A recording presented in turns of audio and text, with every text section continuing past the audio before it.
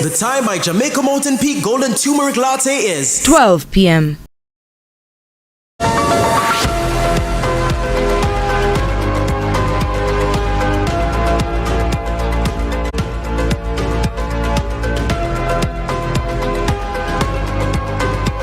It's Thursday, May 2, 2024. Welcome to CVM News Afternoon. I'm Natalia Clark.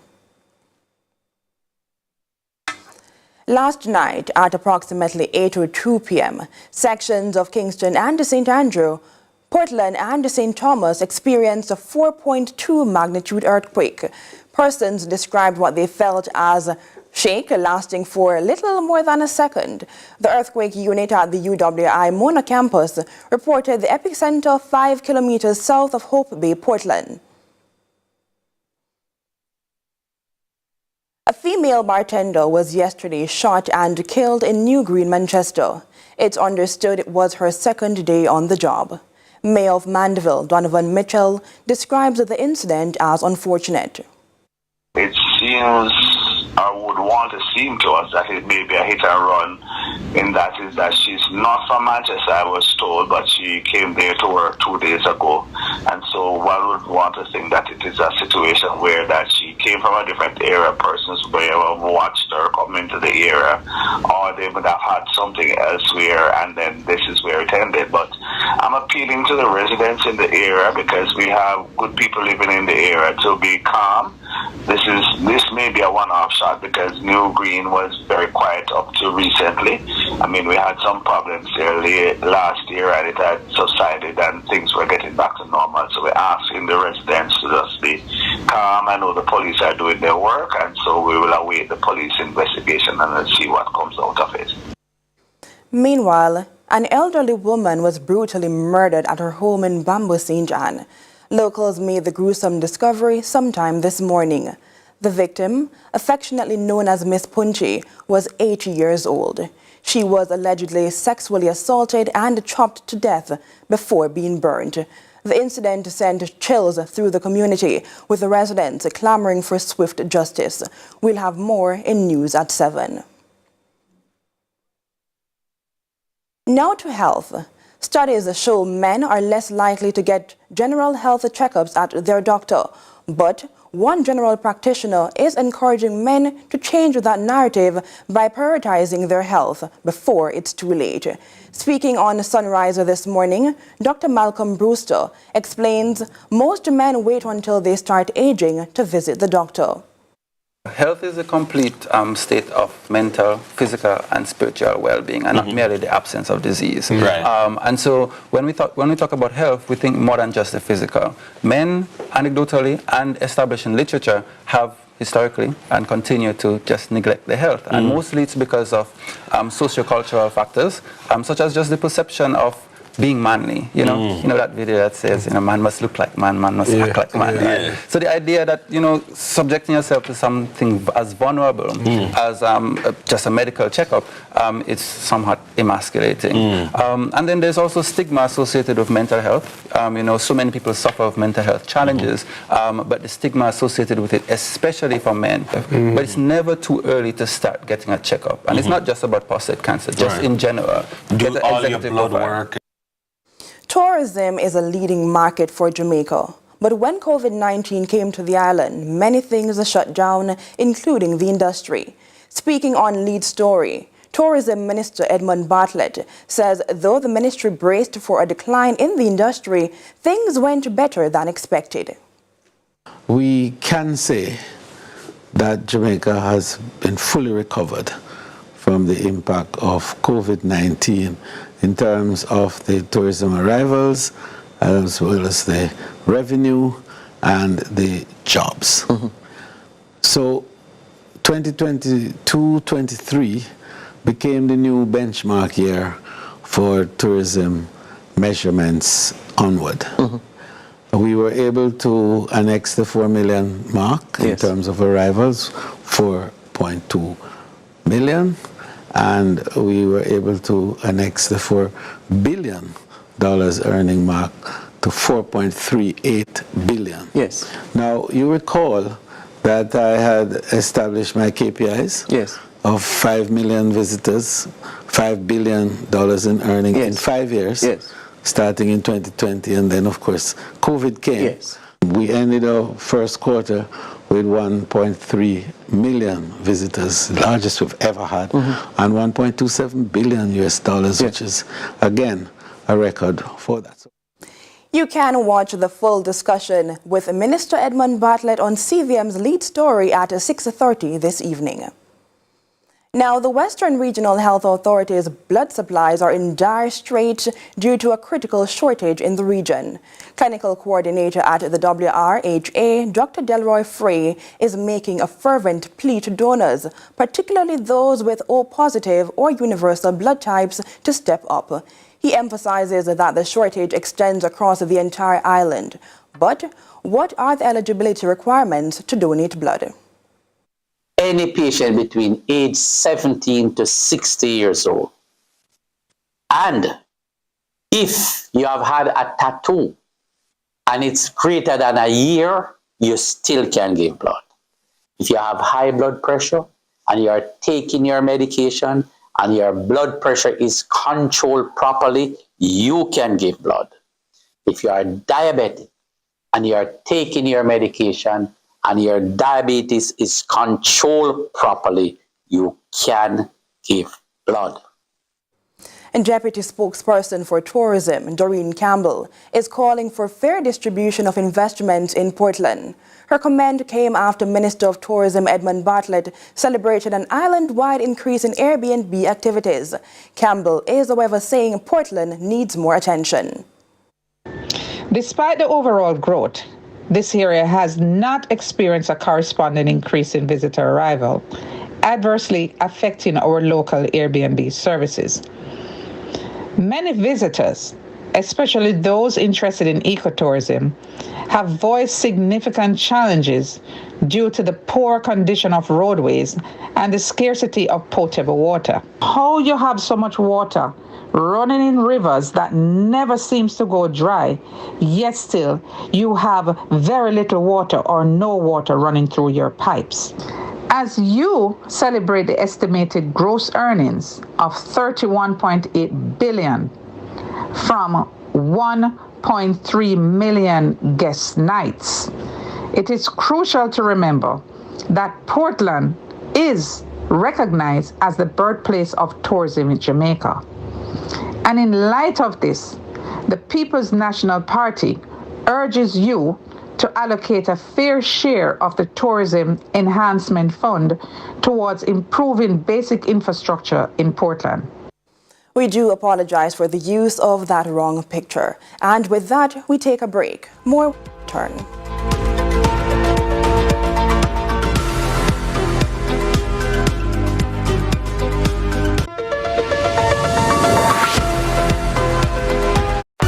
Mindset Conference 2024, the Gospel Edition, Monday to Wednesday, May 20 to 22, at the Jamaica Pegasus Hotel with Pastor John Gray, Pastor Travis Green, Dr. Jackie Green, Todd Galbert, Phil Thomas, Minister Marion Hall, Kevin Downswell, Sharon Gardner, Rhoda Isabella, Pastor Junior Tucker, Bishop Everton Thomas, and many more. Join us for dinner, workshop, panel discussions, praise and worship, undiluted word, and concert every night. Mindset Conference. For more info, mindsetconference.org. Get your tickets now. Get ready! The best ever international meet to be staged in Jamaica. The inaugural Jamaica Athletics Invitational, a World Continental Tour Silver with a star-studded cast of international and local stars. Saturday, May 11, 7 p.m. to 9:30 p.m. at the National Stadium. Featuring the Olympic champion Hansel Parchment, former world champion Fred Curley, British record holder Darnell Hughes, rising triple jump sensation Jaden Hibbert, Kyron McMaster, and Kristen Coleman, two-time world champion Danielle Williams, former world champion Dina Asher-Smith, world record holder Toby Amusa, world championship medalist Shanika Ricketts, Marie-Jose Talou, St. Lucian Hot Shot, Julian Alfred, Nia Ali, Rochelle Clayton, Kemba Nelson, plus a surprise entertainment package never seen before in Jamaica.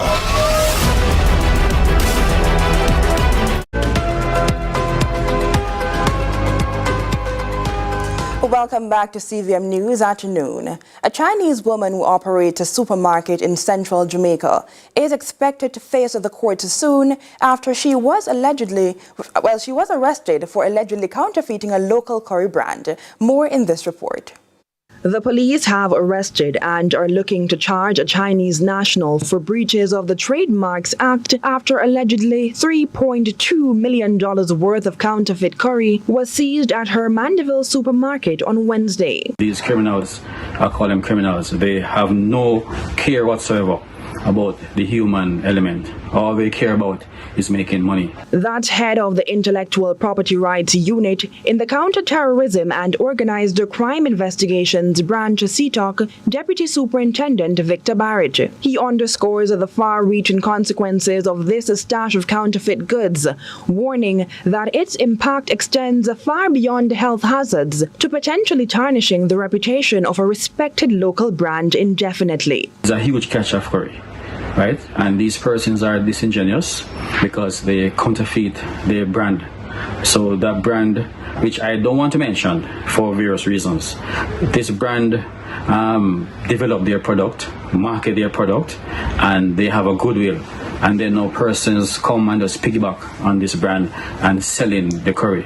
What it does is that the owner of this brand is losing money. The owner of this brand eventually might have to shut down the operation.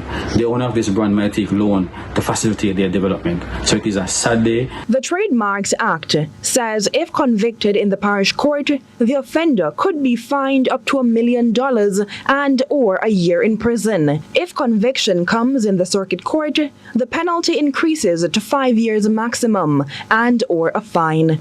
DSP Barrett says this should not be interpreted as a minuscule crime and is urging Jamaicans to stay vigilant of the goods they buy and consume. When you buy a curry and you're not sure what the process is or the process that they put the curry through, you don't know how it is done.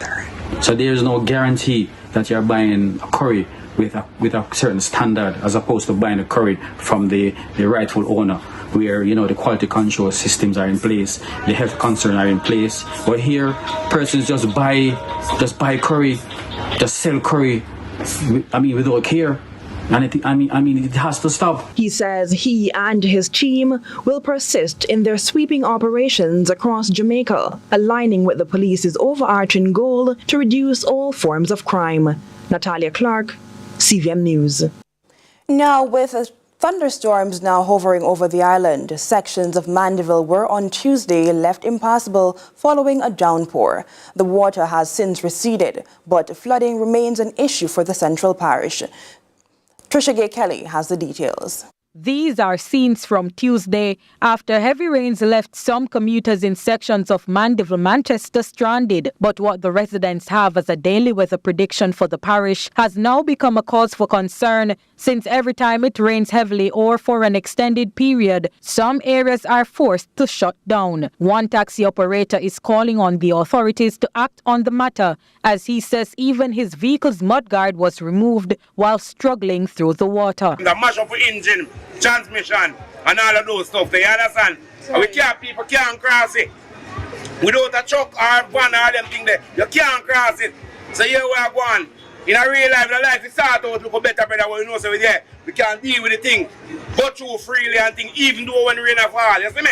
Around 6 communities were impacted by the rains on Tuesday into Wednesday. Mandeville Mayor Donovan Mitchell says most, if not all, roadways have been cleared or will be cleared by Thursday morning. He says, however, in the Newley area, a pond has been overflowing, restricting access to the roadway. They have since tried to clear the road, but by fixing one problem, they have created another. The equipment was being used to continue to dig out some of the slush out of the pond that was there, and it seems like the main water main there for the NWC got damaged, and so we had more water coming to the system, and so we had to turn off the main road, the main water there, and so areas of Manchester, mainly Georges by the Woodlawn Road, Knockpatching, that area they are currently out of water. The Meteorological Service Met had issued an advisory for a trough over the island for the next few days. But what exactly is causing the flooding? Mayor Mitchell says irregular developments are now a factor. Persons have either disturbed the natural flow of the water, and because of that now the water is now taking back its course, and so persons are now being affected by the amount of rainfall we had. So we're asking persons as they traverse the area that they be careful and they look out. Speaking on the frequent flooding of Ward Avenue in Mandeville town, he says the issue is not so much with the drain, but rather with the bottles and debris that repeatedly clog the system. Some $2.5 billion have been allocated to the cleaning of drains, major gullies, and roadways in the 2024-25 budget. Trisha G. Kelly, CVM News. With that, we take a quick break. More after this.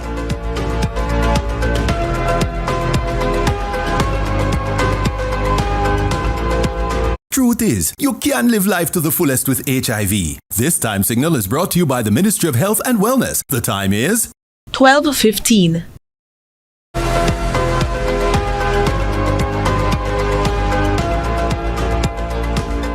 There were many special moments during the challenging COVID-19 period. Among them, the birth of children who are now 3 years old. But even as we commemorate this month, there is a call for the little voices to be acknowledged and respected. Inside the Peace Garden at the Hope Royal Botanic Gardens, a family gathers. It's the start of Child's Month, the birth month of their son who was born during the COVID-19 period. This is what we need more in Jamaica. I always say this, that one of the major issue I find, they don't let the dads in the delivery room, and that kind of creates a gap as far as the experience of, the child interaction with the father, So I think Jamaica, they really need to take a closer look and, change that perspective. Because I can remember that my first experience of actually witnessing childbirth, my son, it really changed my whole outlook. But even as the memories come rushing back for the mother, she reflects on children experiencing brokenheartedness. It just means that there's something that is happening within that being, within that structure, within that system that is not yet told. There's no space. There's not a safe space to explore it. And so what I really would love and what I'm actually creating for my son is just a space where we can explore. How is it that daddy made you feel today? And things happen, and parents don't always have the right equipment in terms of the resources, the know-how, how to handle a child who's probably considered to be rude. But the child is probably just expressive, a creative being who's very expressive, or a child who's withdrawn and probably doesn't communicate, who might be a child who's on a spectrum of autism or any other special need that a mother or a father might not be able to understand. So once we're able to reach our children in that way, we're able to understand, we have the resources within the community, then we're actually now pulling on the strings of the heart and saying, hey, wherever that little tug is, wherever that little pinch is, where mommy did something that made you feel bad, where mommy did something that made you feel bad, let's talk about it. What did daddy do to make you feel bad? Let's talk about it. So if people are broken and if adults' hearts are broken, then we're seeing the ripple effects of having children with broken hearts. We're talking about women who have wombs who are unhealed. And so children are born to mothers who have faced trauma. They've gone through extreme situations, and fathers likewise, and communities. It's time to change the constraints, she says. The children need to be acknowledged, heard, and respected together. It's really about how it is that as a collective, government, private sectors, mommy, daddy, churches, schools, how we're collaborating to create that reconciliation. We've been hurt, we've been hurt as a people. History will prove that we've been hurt. So how are we putting in place systems for collective responsibility in terms of healing? Because trauma is real. It's time now for Quick Biz with Andrew Laidley.